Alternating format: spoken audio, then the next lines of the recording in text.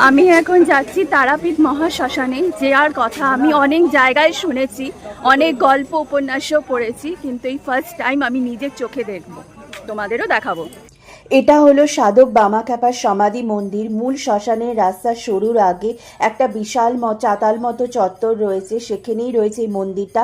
এই মন্দিরে অপোজিটে রয়েছে এই বলি দেওয়ার জায়গাটা।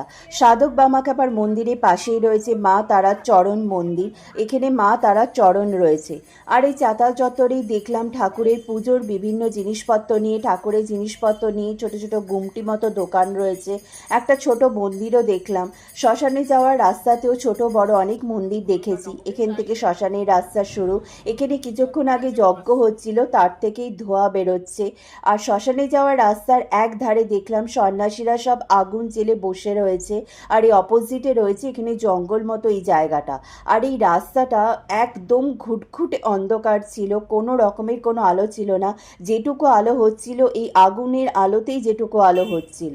এই মন্দিরটা দেখলাম রাতে যে যজ্ঞ হবে তারই বিভিন্ন রকমের আয়োজন করা হচ্ছে, তারই একটা প্রস্তুতি চলছে। এছাড়াও দু একটা ছোট ছোট মন্দির দেখলাম মূল শ্মশানের গেটের আগে।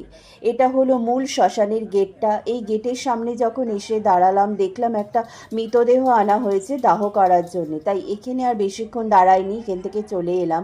তবে তারাপীঠ মহাশ্মশান দেখার একটা অনেক দিনের ইচ্ছা ছিল, সেটা আজকে পূর্ণ হলো। যার কথা এতদিন ধরে শুধু শুনেই এসেছি, আজ সেটা নিজের চোখে দেখতে পেলাম।